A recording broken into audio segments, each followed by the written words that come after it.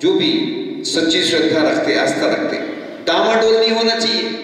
देखो कई लोग ऐसी ऐसी स्थिति आती हैं कि घाटा लग जाता है, फिर भी वो सोचते हैं कि नहीं कुछ नहीं, सब ठीक हो जाएगा। इसलिए जैन धर्म में सबसे अच्छा एक शब्द है, कौन सा है? समता। कि अच्छे बुरे सब में, कांच कनक में समता हो। पढ़ते तो रहते हैं, यानी सामयिक 24 घंटे चलती है। ये नहीं सोचना कि सिर्फ सामयिक के समय सामयिक होती है।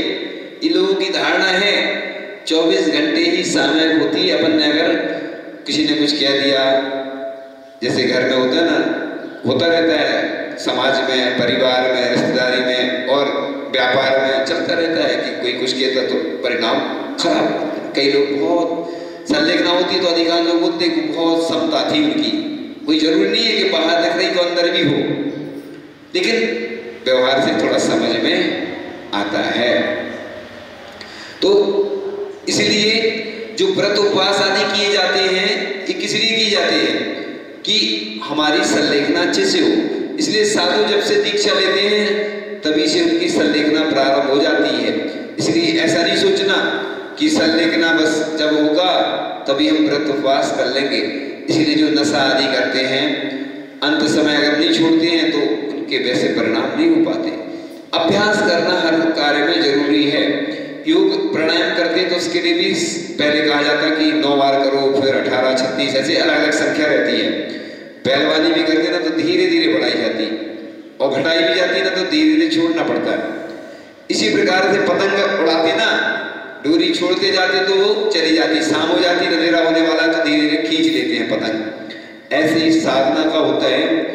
इसलिए जो दीक्षा लेते हैं तो पहले ब्रह्मचारी, फिर चुल्लक, फिर एलक, फिर मुनि, कई बार डायरेक्ट मुनि भी बना देते हैं, दीक्षा देते, लेकिन उतना अभ्यास नहीं रहता है।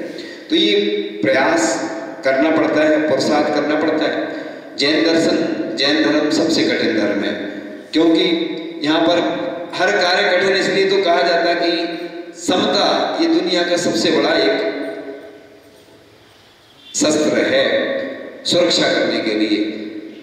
इसलिए आचार्य कुंद स्वामी ने कहा है नियम सार में, किम का हनिर्वासो काय क्लेशो विशिष्टो वासो अज्ञान मौन पौधी समता रेदस समरस। यानी मौन रह लेना, उपवास कर लेना, बड़े बड़े तप कर लेना, स्वाध्याय कर लेना, सब व्यर्थ है समता के बिना। ऐसे ही आचार्य कुंद स्वामी ने कहा है, समसत्तु बंधु बक्को समसुष दुखो पसंसनिंद समो समलोट कंचनो पुण जीवित मरणे समो समणो। दोनों में समता रखना, कांच में, कनक में, शत्रु में, मित्र में। अब सामय कर रहे हैं ना, वो एक आदि ना, वो पुरानी पंक्ति आती है ना कि अरहंत सिद्ध आचार वाध्याय गुड़ की भेदी कुत्ता खाए। अगर बैठा है कोई दुकान पे, किराने की दुकान है, कुत्ता आ गया, सामय कर रहे हैं वो दुकान पे ही, और अगर कुत्ता भेदी खा रहा है, उस सामयिक छोड़ दिए हैं तो वो भेदी ले जाएगा, मतलब भेदी ले जा रहा है तो सामयिक छूटेगी, या तो सामयिक नहीं छोड़ते हैं तो भेदी जा रही है, अब क्या करें। इसलिए ऐसे विकल्प के साथ नहीं की जाती सामयिक, चारों दिशाओं में आवर्त करते हैं। इसलिए सीमा मान लेते हैं कि जिसके कारण से कि अपनी समता बनी रहे। ऐसे कई विकल्प आते हैं कि कोई दिख गया अपन सामयिक कर रहे हैं, इसलिए आंख बंद करते हैं, नीचे कर लेते हैं, अंधेरे में करते हैं। ऐसा कोई नियम नहीं, अंधेरे में करो या उजाले में करो, ये तो अपन को कोई विकल्प नहीं आए। इसलिए साधु संत तीर्थ क्षेत्र पर साधना करते हैं। आचार्य जी अधिकांश तीर्थ क्षेत्रों पर रहते थे। यही कारण है कि एकांत वासा झगड़ा ना जा सकता, लेकिन फिर भी भीड़ पहुंच जाती थी। आचार्य जी के बारे में आता है, जब पढ़े हम लोगों ने संस्मरण तो रोंगटे खड़े हो गए कि 44 घंटे ध्यान किया उन्होंने। शमशान में कई बार गए और अष्टमी चतुर्दशी आदि को उपवास करते थे पहले।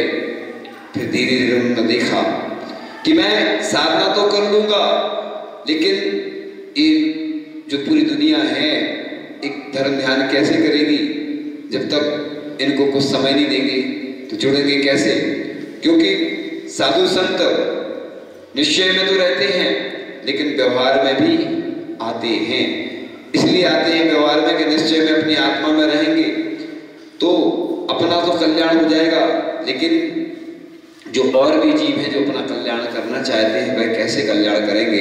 तो इस प्रकार से आचार्य महाराज ने सबको अपने आप को भी समय दिया और बहुत सारे पद्यानुवाद आदि जो ग्रंथों के लेखन आदि किए तो वो तो किए ही हैं, और उसके साथ साथ कुछ ऐसी भी चेतन कृतियों का निर्माण किया जो आप लोगों को देखने में आती हैं। तो इस प्रकार से ये पुण्य कीर्ति मुनीन्द्र आपका कीर्तन भी हमें पवित्र करता है। कीर्तन को लोग समझते हैं कि ये सामान्य जो चलता ना अन्य जगह वो कीर्तन है, ये भी अपन जो स्तुति करते हैं। त्रिकाल पूजा त्रिकाल वंदना करे करावे भावना भावे, है ना। तो सुबह अपन पूजन कर लेते भगवान की, फिर आरचर्या आदि में भी पूजन हो जाती है तो दूसरी पूजा हो गई। शाम को जो आरती स्तुति आदि पढ़ते हैं ना, आजकल वो 48 दीपक से भी वो दीप अर्चना होती है ना, जो भक्तांबर स्तोत्र के माध्यम से होती है, तो वो भी एक स्तुति कह सकते हैं, उसको पूजन कह सकते हैं। तो इसलिए त्रिकाल पूजा त्रिकाल वंदना करे करावे भावना भावे। एक वो भजन आता ना, फिर एक माला प्रभु जी के नाम की, सुबह दोपहर शाम की फिर एक माला हो। तो इसलिए 3 बार पूजन की जाती है, माला भी 3 बार करते हैं अपन। ऐसा कोई नियम नहीं है, जिसके अनुकूलता जैसी होती तो सामयिक भी 3 बार होती है, प्रतिकरण भी 3 बार होता है, सुबह उठते साथ ही होता है और शाम को होता ही है, और दोपहर में ईर्यापद भक्ति गुणराज करते हैं। अपनी निंदा अगर आलोचना इसलिए करते हैं क्योंकि अपन तो दोषों के कोष हैं, दोष से तो ना साधु बच पाते हैं ना श्रावक बच पाते हैं, दोनों को दोष लगते रहते हैं। प्रयास तो करते हैं, प्यास होती है तो प्रयास किया जाता है। तो इस प्रकार से आपके कीर्तन रूपी जल से समस्त प्रकार की अग्नियां स्वयं शांत हो जाती है, यहाँ तक कि भव आताप भी नाम मात्र का स्मरण करने से शांत हो जाते। इसलिए अन्य लोग राम राम का नाम लेते ना, जाप करते रहते हैं, अपन भी पंच परमेष्टि और अन्य माला के माध्यम से जाप करते हैं, क्योंकि मेरे प्रभुवर का नाम राम, हे प्रभुवर तुम्हें प्रणाम। तो राम का नाम अपन लेते हैं तो अपने कर्मों की निर्जरा होती है। इसी प्रकार से पंच परमेष्टि की माला फेरते हैं, णमोकार मंत्र की माला फेरते हैं, ये पुण्य वर्धन में निमित्त बनती है, क्योंकि ये इसी के माध्यम से निर्जरा होती है। जो मंत्र होते हैं बड़े पावरफुल होते हैं, मंत्रों के माध्यम से ऐसा लिखा है कि जैसे मंत्री संकट में सहायता करता है, ऐसे ही मंत्र भी ऊर्जा का निर्माण करते हैं। कई ऐसे उदाहरण थे पहले कि लोग आते थे, आचार्य ऋषि के आहार नहीं हो रहे तो हमने बोला अच्छे से णमोकार मंत्र की माला फेरो, उन्होंने णमोकार मंत्र की माला फेरी और कुछ दिन बाद आचार्य ऋषि के आहार हो गए। तो णमोकार मंत्र चमत्कार करता है ऐसा नहीं है, लेकिन आस्था से सच्ची श्रद्धा से तो णमोकार मंत्र ऊर्जा बढ़ा देता है। एक होता है कंडेंसर होता है, एक है ना, उसमें डलता ना ये टीवी वगैरह में और चीजों में इलेक्ट्रॉनिक्स जितने भी आते ना, उसको बोलते हैं कंडेंसर। का अगर अर्थ देखें तो होता है कैपेसिटर, कैपेसिटी से बना है वो। कैपेसिटर माने क्षमता उसके अंदर, यानी जो ट्रांसफार्मर होता है ना वो ऊर्जा को बढ़ा देता है।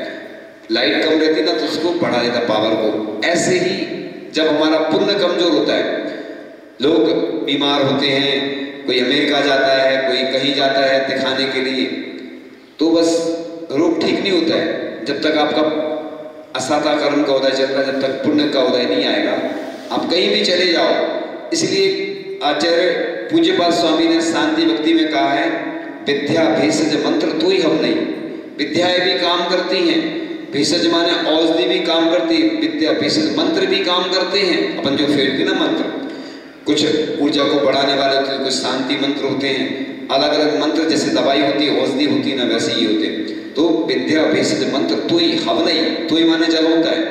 जल से भी चिकित्सा होती है, ऐसा बोलते हैं ना, जो बारिश का जल इकट्ठा करते लोग, वो भी कल्याण कार्यक्रम आयुर्वेद का ग्रंथ है, जैन जैनाचार्य उग्रादित्य ने लिखा है, वो जैनाचार्य हुए हैं।